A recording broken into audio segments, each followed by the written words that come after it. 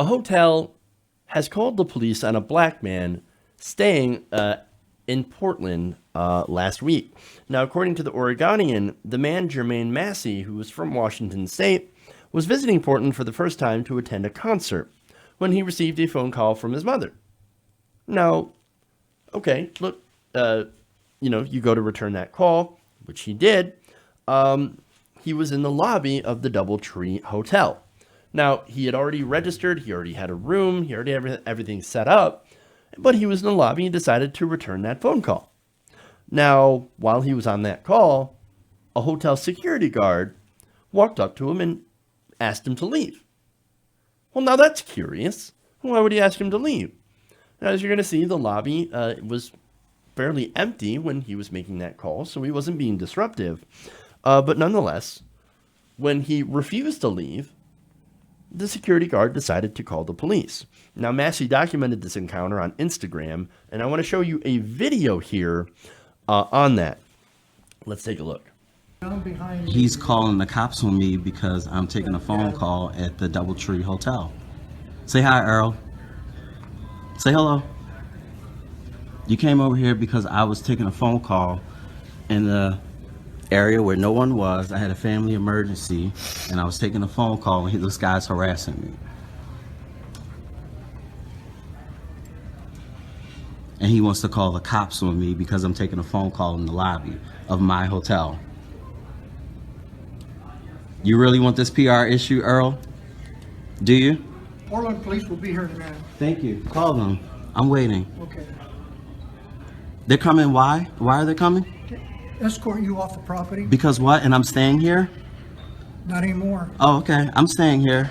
I have a hotel. I didn't do anything to you. I'm sitting over here taking a phone call. Nonetheless, you take a phone call in the lobby while black, well, then a security guard named Earl is going to kick you out. That's amazing, man. What the hell, Earl? As you can see, there's almost nobody in that lobby except for him. He's not disturbing anybody, but again, we know what this is about. Earl, in this case, he's a black man. He's talking on the phone in the lobby and thinks, oh, this guy's going to make trouble. He's making trouble. I got to get rid of him. Now, does this happen to white people? No, of course not. This never happened to me. I could sit in that lobby all day and maybe somebody like, hey, how you doing? Or, oh, do you have a room here? And all I could say is, yes, I do have a room here. And I would encourage you to leave me the fuck alone. I don't know. Maybe I'd get in trouble if I did that.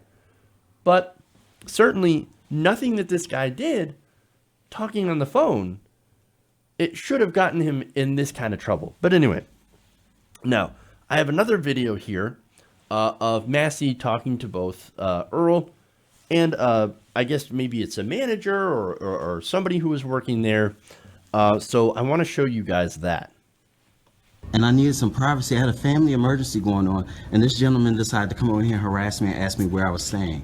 Okay. He has a right to do that. You know that, right? Did he ask anyone else in here? Yes. For what reason? Same reason I told you. Did you ask them to just walk by? They're not loitering. How am I loitering in an area that's public? You're sitting here. So this area is off limits after a certain time? Only if you're a guest. I am a You guest. didn't tell me that. I said that I'm a guest. No. I asked told you what room that. you were in, you refused. I'm in 5 something. Well, now you want to give me. I don't know the number. I just checked in today. Here's my ticket, my room. I just checked in for my American Express. Okay. And these gentlemen are harassing me. No one's harassing you, man. You I'm are. just trying to get to the bottom of it. No one's There's harassing nothing to get to the bottom of, sir. Do you want to check and see if I'm a guest? you. That's why I asked you, man. I'm trying to help you out here, bro. No, I'd like to see the cops. Let the cops come. How can you loiter in a place that's public? That's a good question. Oh, it turns out you can't, especially if you're a guest and you tell them, I'm a guest. Again, if somebody asked me, all I could do is just say, well, I'm a guest. You think they would want to check my stuff? Most likely not. But then again, look at me, right? And that's basically the difference. So they ended up having to interrogate him to make sure he was a guest. And again, when he said, I'm a guest, here, what's my room? I don't know, 5 something. I just checked in today. Here, I've got my ticket. Still not good enough. Not good enough. We're still going to make you leave. Again, that right there is an example of what happens to black people everywhere. And we don't know it. They're treated as if their word just isn't good enough. That no, well, we need proof. We need proof. We need to know. Oh, your proof's not good enough. You got to go. You got to go. White privilege. That is white privilege. Now, some people think, oh, no. When white privilege means that you get money showered on you and that you get the best stuff. And when poor people hear white privilege, like, privilege? No, I'm not privileged. What are you talking about? No, the thing is, white privilege is not being treated like Mr. Massey was treated in that video. That's white privilege. Not being subjected to that kind of questioning. Not having the cops called on you for not calling, for calling your mother in a hotel lobby. That's white privilege. Getting the benefit of the doubt. And that is not what Mr. Massey and a lot of minorities get in this country. And we've got to understand that, right? That's why I present these stories. That's why I'm showing you, like, there is a section of this country that is not treated the same as you and I. And so we're treated differently. And that is in itself a privilege, right? Now you said, okay, bring on the police, right? I'll talk to the police. So maybe you thought, no, the cops will set this straight because this is ridiculous, right? And this is a waste of their time. No, turns out that did not happen. When the police got there, they didn't want to hear Massey's side of the story, according to his post on Instagram. And instead, they basically threatened him and told him he's got to leave or else you're going to get arrested. So Massey wrote, they asked me if I had any personal items in my room, which of course I did, and asked me to go retrieve them. They told me that since the hotel requested me to leave, that if I didn't, I would be considered a trespasser and would be thrown in jail. I complied and cooperated and was not issued a refund for my room. I packed my stuff and I went to another hotel. They even took his money. I mean, how the indignity of being kicked out of a hotel for basically talking to your mother on the phone in the lobby and then losing your money. Losing your money. Man. No, they say, look, got to get rid of him. Got to get rid of him. You can't stay here. I mean, his money. Well, yeah, your money can stay here with us. The money's good enough. But you got to go. Ridiculous, man. Now, Doubletree, management of the Doubletree Hotel did tell the Oregonian that the incident involving Massey was likely a misunderstanding and that the hotel staff does not racially discriminate against people. Well, look, I don't know about you, but Earl looked like he was a bit discriminatory. I'm just saying. Now, they also continued, they said, this unfortunate incident is likely the result of a misunderstanding between our hotel and guest. We are sorry that this matter ended the way that it did. What with you taking his money? We are a place of public accommodation and do not discriminate against individuals or groups. That is your standard corporate response. But here's the thing. You guys saw the video. You can see the entire thing.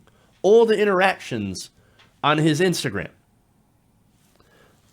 And from what I've seen, it's pretty clear that Earl, for whatever BS reason, had a problem with Mr. Massey.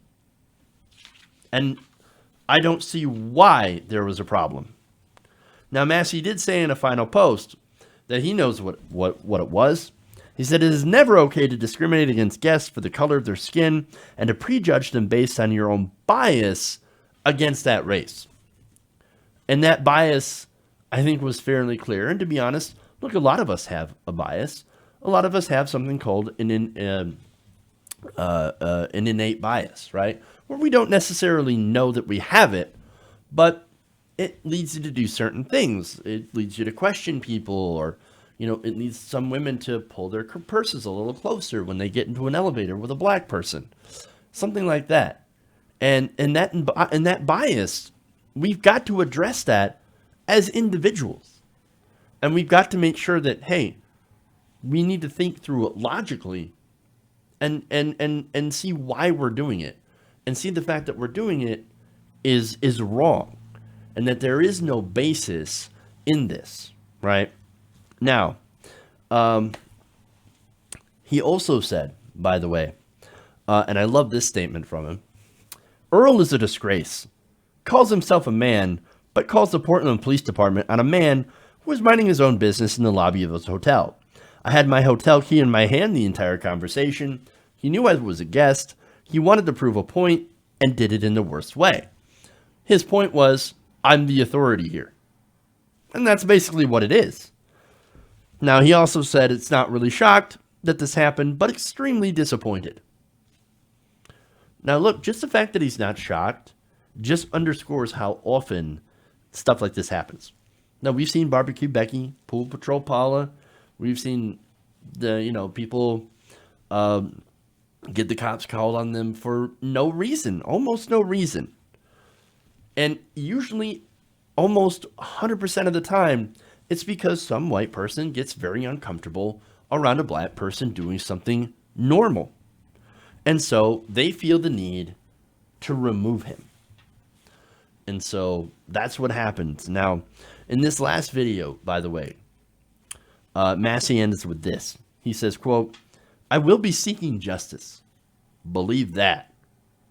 Well, I do. I do believe it. And I hope he gets his refund. And I hope he gets whatever justice that he's seeking. Because I don't want to have a country where we do stuff like this. I don't want to have a place where we treat people differently based on the color of their skin. That is not the kind of country that I want to live in. And so I want to make this much, much better so that this doesn't happen to anyone ever again. Hey guys, hopefully you enjoyed that free video. Now I'm going to have to ask you a favor. Between the demonetization and the YouTube algorithm messing around with view counts, etc., we're having a hard time adjusting to the new YouTube reality, which is where you guys come in. See, we have a Patreon, patreon.com/TYTNation, set up to help us rely on you guys, the viewers, instead of big corporate ads. Look, you know the show. You know I'm not in favor of big corporations anyway. So help us transition away from relying on the ad model to pay the bills and sign up to be a patron, patreon.com/TYTNation. That goes a long way to help us keep the lights on. And you guys will know that you're supporting independent, progressive media.